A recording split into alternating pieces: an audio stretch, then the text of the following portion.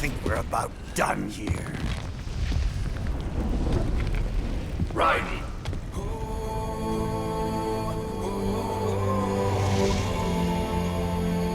Wolf. Begin playback. 2 years I've been working towards this. And on the last day, Blondie has me doubting the whole thing. We'll leave it up to fate then, shall we, Wolfie? A duel to the death. May the best man win. Sam. I cut him down, and that's that. Back to a regularly scheduled international incident. But if he beeps me, if I die here, the lock on my blade will disable after a couple hours. What happens after that is up to you, Wolfie. Ha! Even dead, that guy's a pain in my ass. So... you think that little sword can save your master? Well, go ahead then. But make no mistake, Fido. When I'm finished with him, you're next. I was not designed to fear termination. Huh? However, Directive 01 is to ensure all data acquired is preserved and passed along. To expire here would violate that directive. That's a good boy. However, Raiden came to my aid. I have learned from him. When Samuel fell, data analysis was inconclusive. But that has changed. I have established new parameters now, created my own directives. You little fuck.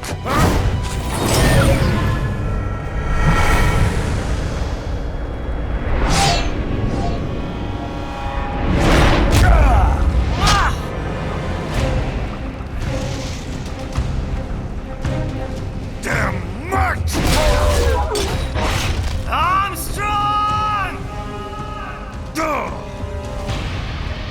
I said my sword was a tool of justice. Not used in anger. Not used for vengeance. But now I'm not so sure. And besides, this isn't my sword.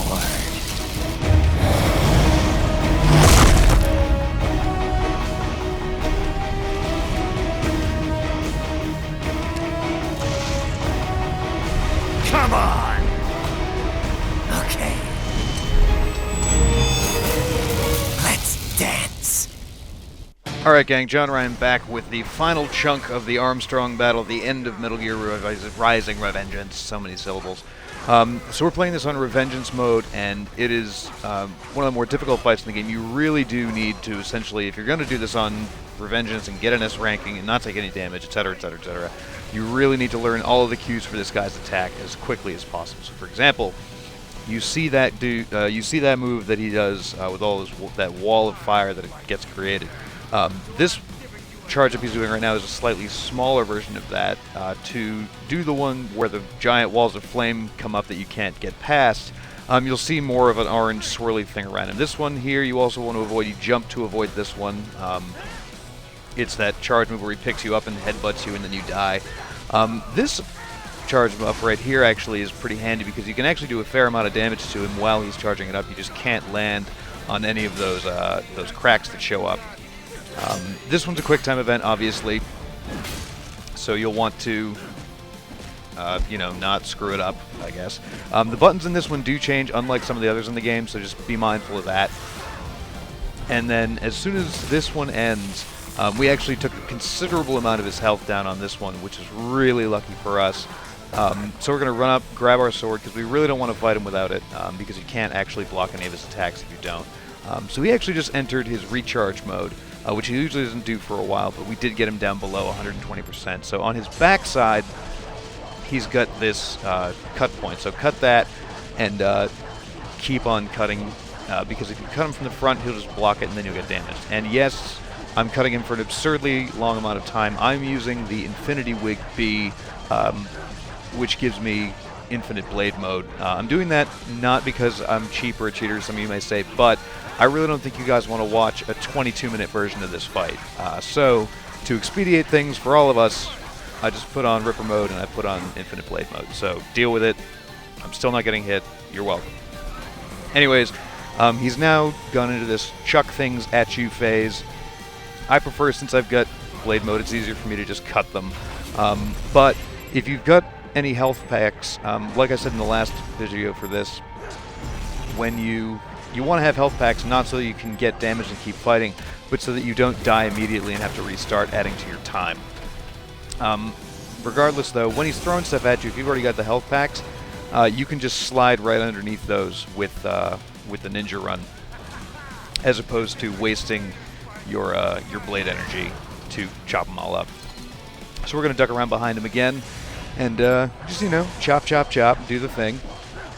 And this should take him down to probably about 20 so health, and he'll go back up and he'll throw some more stuff, and then he'll come back down, he'll try and punch me some more, he'll jump back up, and the last thing, once you get him down to underneath 10% health, he'll jump up to his high point where he throws things, where he's going right now, and throw five blocks at you instead of 3, and then you go into the final quick time event of the game.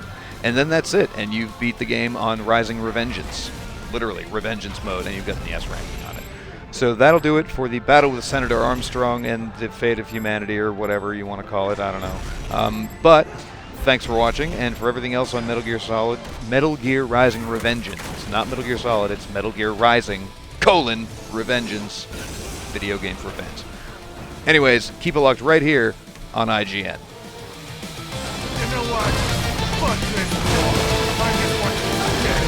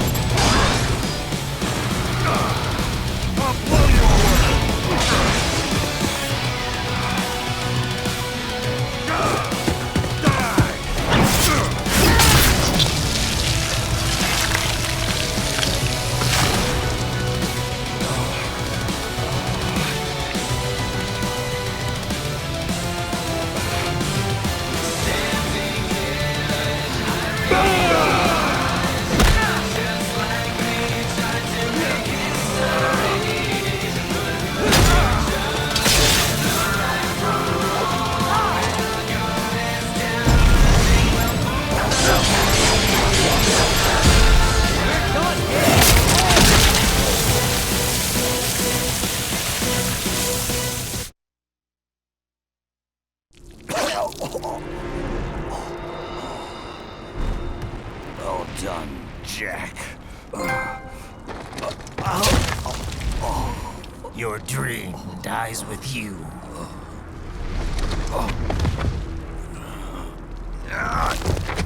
Oh, maybe not.